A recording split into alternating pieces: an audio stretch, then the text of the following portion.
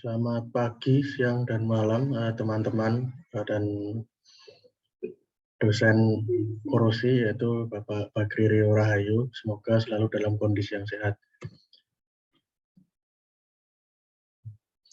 Perkenalkan, di sini saya Vendika dari Teknik Mesin Universitas Mercubuana.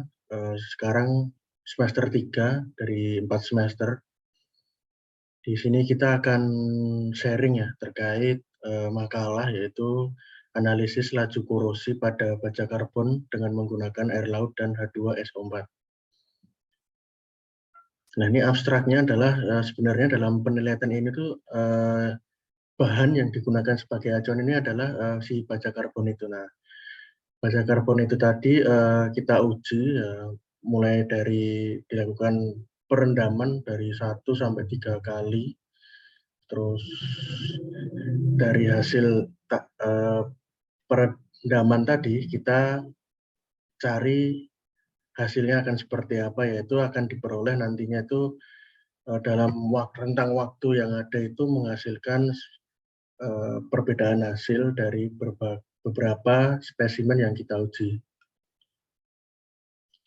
Nah, sebelum kita bahas lebih jauh ya terkait pengujian korosi pada baja karbon tadi, kita coba mendefinisikan sebenarnya sih apa tuh sih korosi itu ya. Sebenarnya kalau korosi itu adalah sebagai penurunan mutu logam akibat elektrokimia. Nah,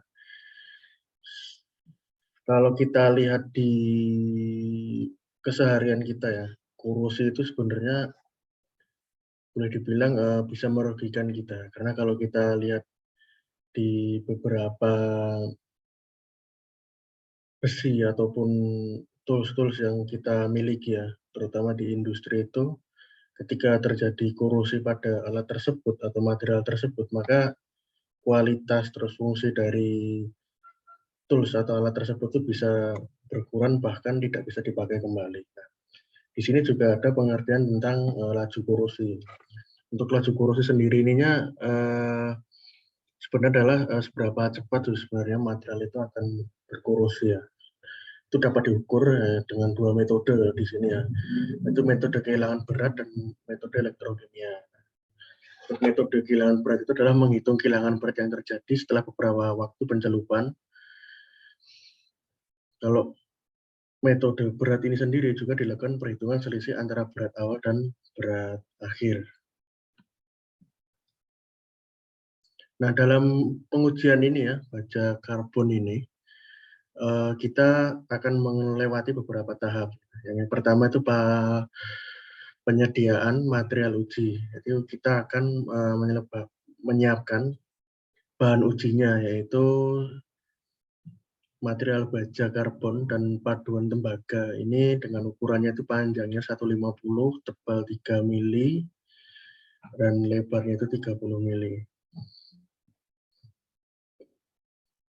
Nah, ini untuk menunjang dari pengujian tadi, kita harus siapkan bahan dan peralatan yang diperlukan. Ini pertama dari bahannya itu kita harus siapkan yaitu asam sulfat, terus air laut yang merupakan fluida ya yang digunakan nantinya untuk melihat mengkorosikan material tersebut. Lalu ada baja karbon itu sendiri dan paduan tembaga. Untuk peralatannya ada 4 buah akuarium kaca karena tadi ada beberapa bahan ya yang harus diujikan. Lalu ada pompa akuarium, lalu ada alat ukur seperti jangka sorong, timbangan digital, gelas ukur, dan stopwatch. Nah, dari peralatan dan bahan, lalu tahap-tahapan yang kita lalui tadi gitu ya, mendapatkan hasil pengamatan. Jadi yang pertama ini dari tabel ini kita bisa lihat bahwasannya ada beberapa spesimen yang kita uji. Itu paduan tembaganya ada 4 kali spesimen, baja karbon ada 4 kali. Dari tabel pengamatan di atas diperoleh grafik kehilangan berat terhadap waktu untuk baja karbon dan paduan tembaga pada fluida air laut dengan waktu kurang lebih 1 jam. Nah, ini terlampir di sini ada beberapa grafik ya yang menunjukkan hubungan antara pengujian spesimen 1, 2, 3, dan 4. Kalau yang atas kiri ini adalah grafik hubungan kehilangan berat terhadap paduan tembaga untuk air laut. Grafik yang kanan atas ini adalah grafik hubungan kehilangan berat material baja karbon untuk air laut. Lalu yang grafik bawah paling kiri ini adalah grafik hubungan kehilangan berat terhadap waktu. Lalu yang terakhir ini adalah grafik yang kanan bawah ini adalah hubungan kehilangan berat terhadap waktu untuk baja karbon pada fluida asam sulfat. Dari semua grafik yang ada ini melakukan pengujiannya adalah 1 jam, dan dari hasil yang kita lihat di sini masing-masing spesimen itu menghasilkan beberapa hasil yang menunjukkan itu sangat signifikan perubahannya, kecuali grafik hubungan kehilangan berat terhadap paduan tembaga itu yang grafik pojok kiri atas. Nah, lalu untuk laju korosinya itu sendiri kita bisa lihat di sini perhitungannya dihasilkan 0,039 mils per tahun. Nah, dari pembahasan tadi juga didapatkan pembahasan hasil pengamatan laju korosi baja karbon dan paduan tembaga pada larutan air laut dan asam sulfat dengan waktu 1 jam itu sekian, yaitu ada perbedaan pada masing-masing waktu. Pada jam pertama itu adalah 0,105 mils per tahun, pada 1 jam kedua yaitu adalah 0,206 mils per tahun, lalu ketiga yaitu adalah 0,054 mils per tahun. Lalu pada pengamatan selanjutnya itu laju korosi baja karbon dan paduan tembaga pada larutan air laut dan asam sulfat dengan waktu 3 jam. Nah, berbeda dengan pengamatan laju korosi 1 tadi ya, pengamatan 3 jam ini terlihat sekali kehilangan berat pada material uji. Di sini kita bisa lihat visualisasi terkait masing-masing spesimen ya. Jadi ini ada 4 spesimen, yaitu terlihat sekali korosinya itu yang berwarna kuning kecoklatan itu ya, itu adalah dampak dari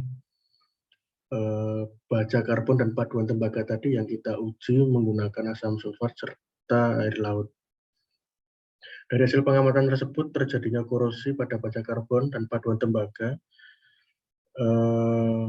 sangat terlihat, yaitu pada gambar yang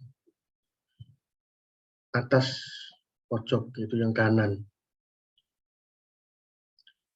Nah, dari beberapa tahapan lalu pengujian di atas tadi didapatkan kesimpulan, yaitu korosi yang terjadi pada material baja dan karbon dan paduan aluminium tembaga di dalam larutan air laut dan asam sulfat terjadi secara merata atau uniform. Kalau kita tadi lihat di gambar ya, hasil dari visualisasi pengujian tadi itu memang warna korosinya itu sangat merata. Yang kedua adalah kehilangan berat akibat korosi yang terjadi pada material baja karbon dan paduan tembaga ini itu sendiri, itu berhubungan erat dengan waktu. Dengan kata lain, yaitu semakin meningkatnya waktu pencelupan, maka semakin besar pula kehilangan berat yang terjadi. Dan yang terakhir, kesimpulan ketiga, yaitu semakin meningkatnya waktu pencelupan, maka semakin besar laju korosi baja karbon dan paduan tembaga. Demikian presentasi yang bisa saya sampaikan, mudah-mudahan bisa memberikan sedikit sharing terkait pengujian pada baja karbon. Sekian, terima kasih.